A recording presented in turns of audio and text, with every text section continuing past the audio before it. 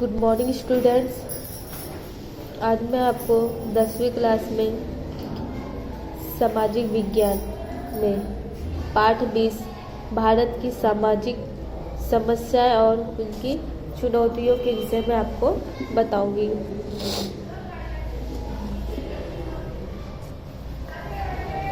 भारत एक विशाल जनसंख्या वाला और विश्व का सबसे लोकतांत्रिक देश है। हमारा भारत देश कैसा बहुत विशाल जनसंख्या वाला और विश्व का लोकतांत्रिक देश है। ऐसा हमारा भारत है जहाँ विविध धर्म के लोग, जाति, भाषा के लोग और विविध संस्कृतियाँ के लोग वहाँ निवास करते हैं, मतलब वहाँ बसते हैं। अलग अलग जाति धर्म के लोग, अलग अलग संस्कृति के लोग सब साथ में वहाँ पे रहते हैं। भारत की संस्कृति समन्वयकारी और सर्वधर्म समभाव वाली विशेषता रखती है। हमारे भारत की संस्कृति कैसे समन्वयकारी है और एक धर्म के हिसाब से अलग अलग लोगों के लिए अलग अलग विशेषता रखती है। परंपरागत समाज में से आधुनिक समाज की तरफ गति करके भारतीय समाज में अनेक परिवर्तन आए हैं। इन परिवर्तनों के साथ साथ समाज में कुछ समस्याओं का भी उद्भव हुआ है, जिनमें सामाजिक, आर्थिक और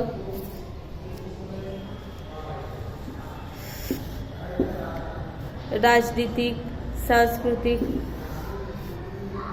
आदि क्षेत्रों की समस्याओं का समावेश होता है। हमारे भारत की जो संस्कृतियां हैं सब एक साथ मिलजुल के तो रह रहे हैं, लेकिन ये सामाजिक, आर्थिक, राजनीतिक और सांस्कृतिक रूप से अलग अलग क्षेत्रों में इनकी समस्याओं का समावेश भी है। इस प्रकरण में हम दो सामाजिक समस्याओं के विषय में जानेंगे। पहला तो है सांप्रदायिकता और दूसरा है जातिवाद की हम चर्चा करेंगे। तो पहले बच्चों, जो हमारे भारत की जो दो मेन समस्याएं हैं उसमें है सांप्रदायिकता। सांप्रदायिकता क्या है उसके विषय में जानेंगे, फिर जातिवाद के विषय में हम बाद में जानेंगे। सांप्रदायिकता यानी वो होता है जो भारत के अंदर कितने प्रकार के लोग रहते हैं। हमारा भारत देश कैसा विशाल जनसंख्या वाला देश है, उसमें कई प्रकार के लोग रहते हैं जो आपस में गुट बनाकर रहते हैं और किसी न किसी मुद्दे को लेकर वो आपस में लड़ाई झगड़ा करते हैं। उसको हम सांप्रदायिकता कहते हैं। लड़ाई झगड़ा यानी जैसे जातिवाद हुआ, धर्म के विषय में हुआ, संस्कृति के विषय में हुआ, आपस में एक दूसरे से लड़ते हैं, एक दूसरे के ऊपर दोष डालते हैं, दूसरे के साथ मारपीट करते हैं, लोगों को गलत ठहराते हैं और जातिवाद के नाम पे लोगों को भड़काते हैं, तो उसे हम सांप्रदायिकता कहते हैं। सांप्रदायिकता किसे कहते हैं बच्चों, आज हमने उसके विषय में जाना, एक बार वापस से जानेंगे। अब जान लिया, अब आगे हम देखेंगे। देश को स्वतंत्रता दिलाने में विविध धर्म, जाति, भाषा वाले लोगों के साथ मिलकर प्रयत्न किया और जिनके प्रयत्नों से देश में स्वतंत्रता दिलाने में विविध धर्म, जाति और भाषा वाले लोगों ने साथ मिलकर प्रयत्न किया और जिनके प्रयत्नों से के परिणाम स्वरूप हमने अमूल्य स्वतंत्रता भी प्राप्त की है। स्वतंत्रता आंदोलन के दरमियान पाया जाने वाला सद्भाव, एकता और सहिष्णुता आदि में स्वतंत्रता के बाद बाधा आई हो ऐसा लगता है। जातिगत झगड़े, सांप्रदायिक संघर्ष, प्रादेशिक हिंसा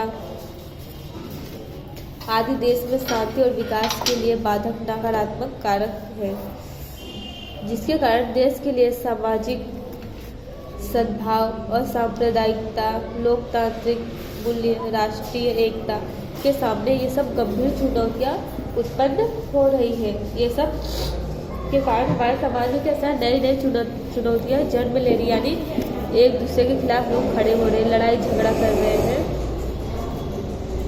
सांप्रदायिकता, धर्म यह श्रद्धा और आस्था का विषय है। धर्म क्या है? श्रद्धा और आस्था का विषय है।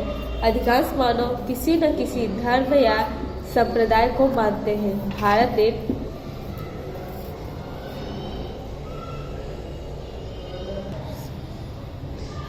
अधिकांश मानव किसी न किसी धर्म या संप्रदाय को मानते हैं। भारत एक असांप्रदायिक और धर्मनिरपेक्ष है, इसलिए संकुचित सांप्रदायिकता का आचरण संविधान की भावना के विरुद्ध है। जब कोई धार्मिक समूह या समुदाय किसी कारण दूसरे धर्म या संप्रदाय का विरोध करता है, तब सांप्रदायिकता तनाव उत्पन्न होता है। जब कोई व्यक्ति एक दूसरे के धर्म के खिलाफ खड़ा होता है या उसका विरोध करता है, तब लोगों के अंदर सांप्रदायिकता की भावना का जन्म होता है। कोई धार्मिक समूह या समुदाय किसी कारण दूसरे धर्म या संप्रदाय का विरोध करता है, तब सांप्रदायिकता तनाव उत्पन्न होता है। जब कोई व्यक्ति एक दूसरे के धर्म के खिलाफ खड़ा होता है, लड़ता है, तब सांप्रदायिकता की भावना उत्पन्न होती है। अपने धार्मिक हितों को अधिक महत्व देते हैं।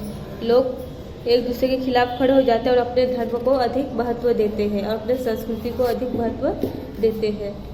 तब वे प्रत्येक नागरिक को व्यक्तिगत रूप से नहीं परंतु सांप्रदायिक रूप से देखते हैं। जब लोग एक दूसरे के धर्म के खिलाफ खड़े हो जाते हैं तो लोगों की निगाहें भी बदल जाती है। लोग सब मानवता की भावना से नहीं देखते, एक दूसरे को विरोध की भावना से देखते हैं।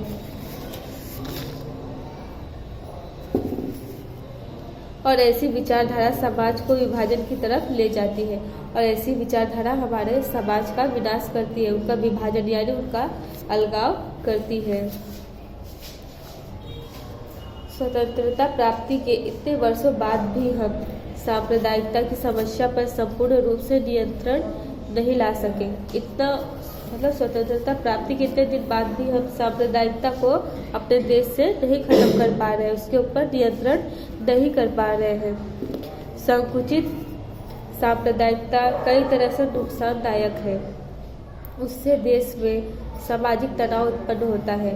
व्यक्ति अपने ही भाइयों को अपना विरोधी मानता है। सांप्रदायिकता के कारण क्या है, लोग एक दूसरे के खिलाफ खड़े होते हैं, एक भाई दूसरे भाई का दुश्मन बन जाता है, लोग एक दूसरे के खून के प्यासे हो जाते हैं।